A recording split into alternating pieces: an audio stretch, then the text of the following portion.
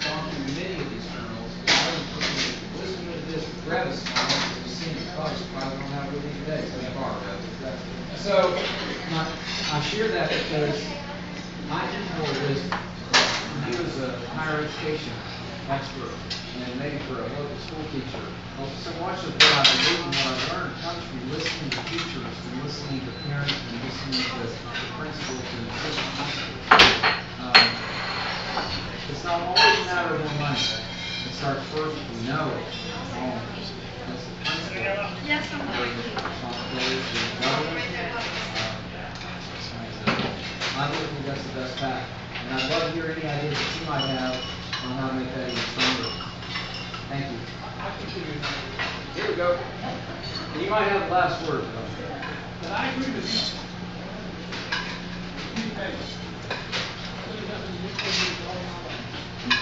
Newport is high school. I was in high school. We had the back of the gym, the back of the stadium was the shop, sheet metal shop, water mechanic Trades. trade shop, and I got a sheet metal. I finished the shipyard and the city. High school. It only allows you anyway to do that. But they taught me how to make a living. We just didn't get English and things like that. We taught something we could make and sell and product. High school, you need to go back to that type of program and train people to work. Well, this is the wisdom. This is the wisdom of the district. When you get spontaneous applause like that, and I take that with me, Bill, and I fully support that. And if you look at, I've been so focused on job creation, I've been so focused on changing commerce and the institution itself. This too is a priority of education. And look, I'll look to see if there's specific bills that accomplish just that. So I see it. Really more so, I think. Patricia, anything else? Anything you want to add to that? Well, y'all are wonderful. Thank you so much. I need your help on November the 6th and well before then. The yard signs, the bumper stickers, the Terry Reader, she's a bumper sticker queen. She says, why don't they have a bumper sticker? And, I tell my friends, I said, look, this is the time to stand and be counted. Get counted one way or the other. You play the other fellow, then put a bumper sticker on and be bold about it. I mean that. I really think this is the time to be counted. You can have a disagreement with a friend and still be friends. And I know that to be true. I have some friends that I disagree with. They're dear friends. Thank you. And I think that's what it means to be an American. Thank you all. Come on, let's give our Congressman a hand. Thank you, Congressman. God bless you. Now, I want to just a couple of things before we continue on with the day. I want to say that do you need me to send it to you? This or do you want me to hold on to it? possible without the help and support of our esteemed co-hosts. First, the Honorable Dr. Patricia Woodward.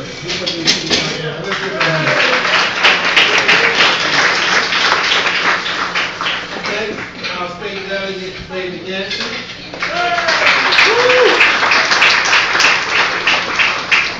And I'd like to say, in case you didn't see it at the beginning, I am Andrew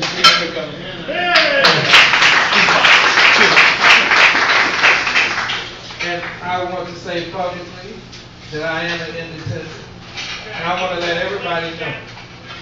I've seen in here today we have some members of the Republican Party. We have some members of the Democratic Party. I wanted to say that for the tracker who's noting everything that's going on. I'm used to it. But you got to understand, if they know Andrew Shannon, they also know Andrew Shannon is very candid and direct. So I want this to be said. To please vote, elect, and support Congressman Scott Rigell. Vote, elect, and support Congressman Rigell.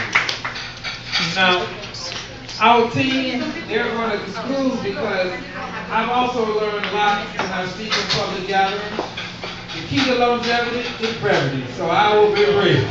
So you all can meet, greet, and eat. So I want to bring on one of the strongest teams in this district and in Virginia, our campaign manager, Mr. Richard Jenkins, and the deputy campaign manager, Esmo Meeks. They're going to give you some other information, and we're going to hit the ground running. Is that all right with you? All right. All right. Well, come on, let's give them a hand. And just coming up, I'd be remiss if I did not acknowledge our former Newport school board member who worked very hard, and she's working hard in our central district, and that is Ms. Betty Dixon. Thank you all for coming, and you all may know I am involved in civil rights, and I want to acknowledge Reverend Aaron Wheeler. He marched with Dr. Martin Luther King Jr. Reverend Wheeler, would you stand? On September the 8th, Congressman Rigell will march with us.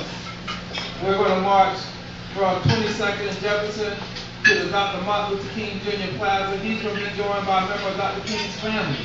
And we're going to honor not only Dr. King's message of nonviolence and peace and justice, but also to the families and victims of those who in the tragedy of 9/11. So I invite you all to come and march with us and march with the congressman on September the 8th, 22nd and Jefferson. And we're going to march up to the Martin Luther King Plaza and on Martin Luther King Way. And wouldn't it be such a wonderful sight of all of us joining hand in hand, brothers and sisters united. And our United States military are going to be there. The Joint Landing Forces, Fort Houston, and we have other members who are going to be involved as we celebrate Patriots Day, but also the message of nonviolence. And so my time, yes. The time of day is 12:30, because we have a parade at 10.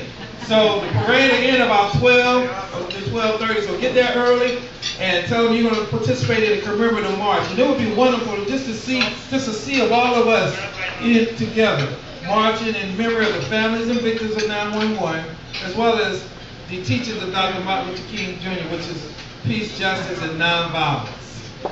On that message, I've done said it all, so my time is up, and Richard done pressed the button. So Richard, come on up and he's going to give you some final notes. I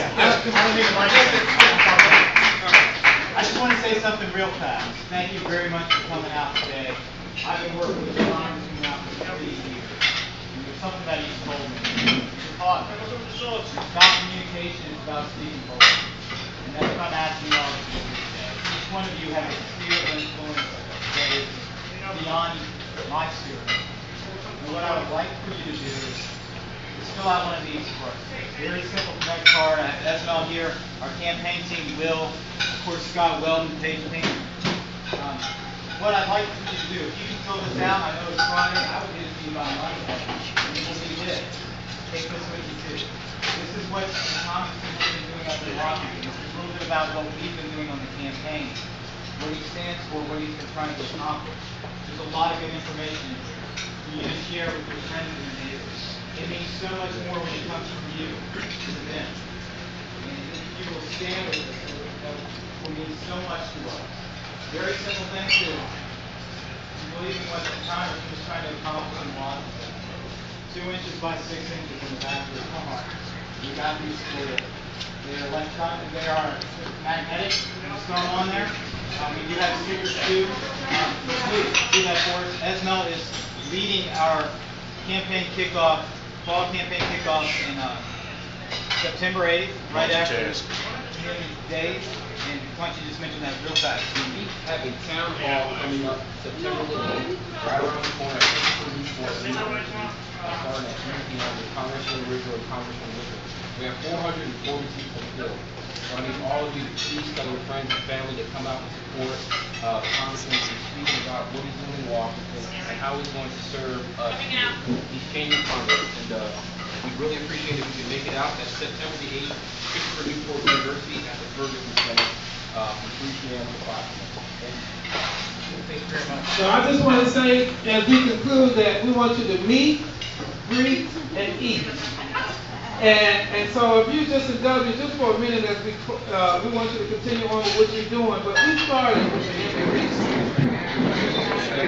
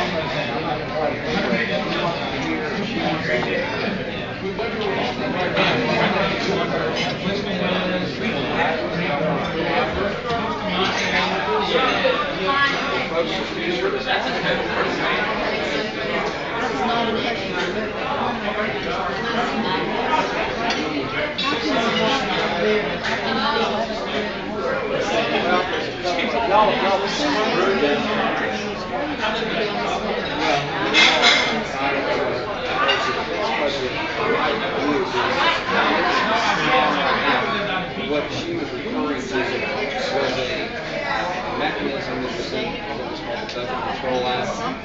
When that when the super committee failed to reach $1.2 billion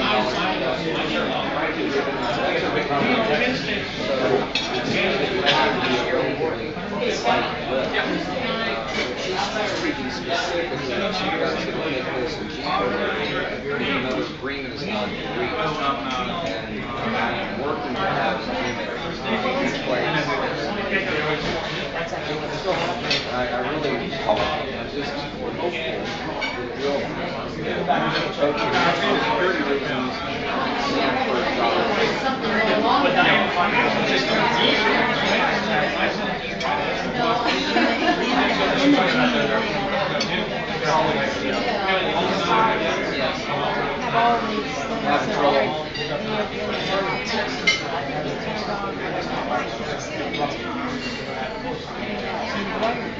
well, that's why really all of the challenges that we described here, not just all my shoulders, but all of us. Y'all enjoy it.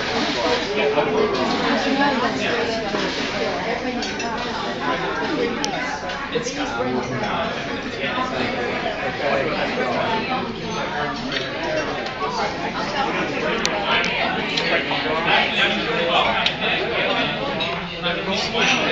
Oh, yep.